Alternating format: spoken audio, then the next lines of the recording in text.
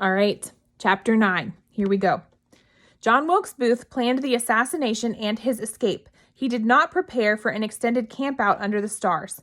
He focused on the need for speed, not camping in the forests of Maryland, cowering like a wounded animal, fearful that every noise meant the hunters were about to seize him. Traveling light served him well in the first part of the escape, but left him unprepared for this unanticipated phase of his journey. He left Washington wearing the equivalent of a modern-day business suit, unsuitable for camping out. Without change of clothing, his garments quickly became dirty, ruining a key element of Booth's trademark winning style, his beautifully dressed, well-groomed appearance. He and Harold could not bathe or wash clothes, and, unshaven, they looked and smelled worse each day. They looked like the fugitives they were. Their looks might even jeopardize their ability to receive a proper reception at the fine Virginia households they planned to call on across the river. On the morning of Tuesday, April 18th, Jones paid his third call to the fugitives. With each visit, he risked his capture, arrest, or worse. Soldiers had visited his farm several times and searched his house once. Jones handed over food and newspapers, then quickly left Booth and Harold alone again. Booth's curiosity about the country's reaction to the events of the last 4 days was limitless. Eager for papers Jones had brought him, what he read stunned him. Whatever papers Booth read, they all condemned him for his heinous act. Even worse, Booth saw the beginning of a change in how Abraham Lincoln was viewed by America. Lincoln was transformed from a controversial and often unpopular leader into a martyr and a hero. Stories reported in the papers condemned Booth by name in the most unforgiving, vicious language. The accounts of the Seward attack stunned Booth. Had Powell gone insane? Yes, Seward had been a target, but the viciousness of the assault shocked and revolted Booth. Why had Powell attacked the sons, the daughter, the nurse? Booth searched the papers for the article he had written the day of the assassination.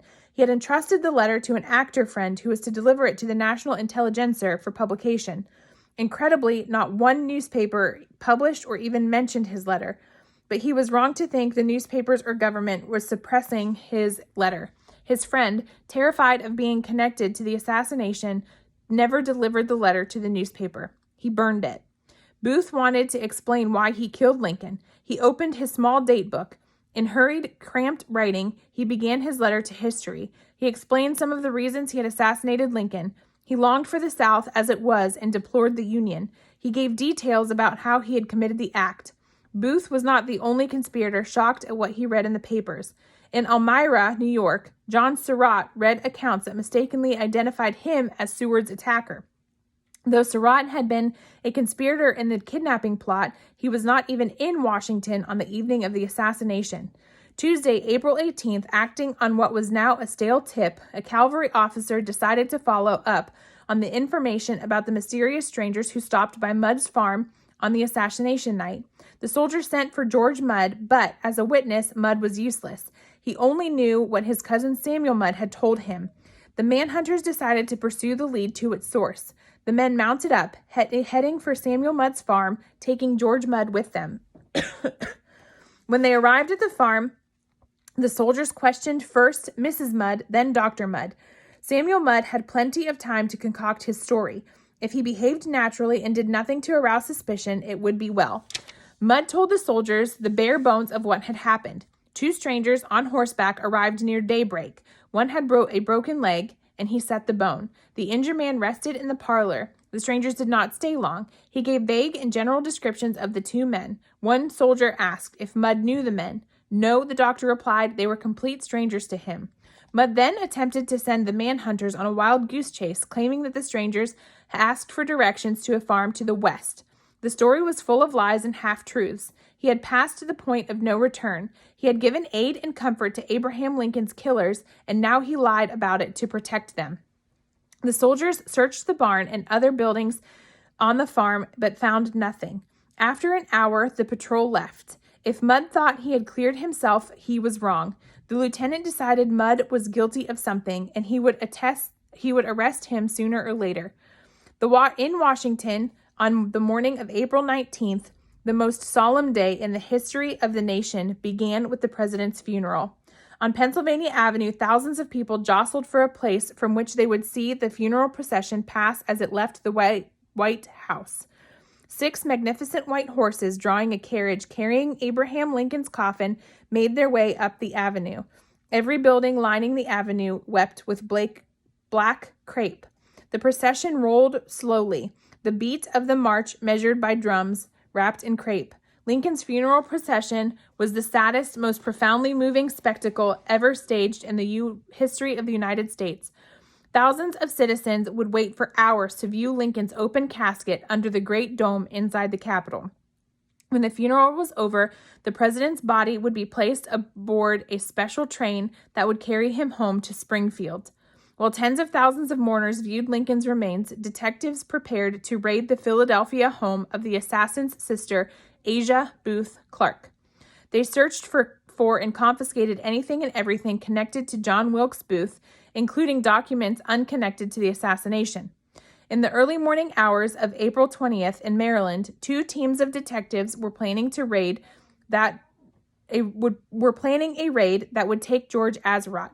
They had spent the last 4 nights at his cousin's place. He had spent the last 4 nights at his cousin's place, not moved to flee by the great risk of capture he faced. Atzerodt should have known the detectives would have searched his room at the Kirkwood and discovered his connection to Booth.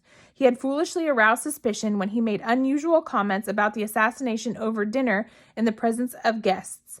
One of the guests reported his statement to local Union informant, who passed a tip along to soldiers who were now at the door of Hartman Richter's place to pick up Atzerodt. When Richter answered the soldier's knock, the soldiers asked whether Atzerodt was there. When Richter said he had been there but left, a soldier said he would search the house anyway. Richter then admitted that Atzerodt was upstairs. The manhunters found Atzerodt in bed. He surrendered without a fight, not even asking why he was being taken. Atzerodt confessed all. The man questioning him did not even have to apply pressure.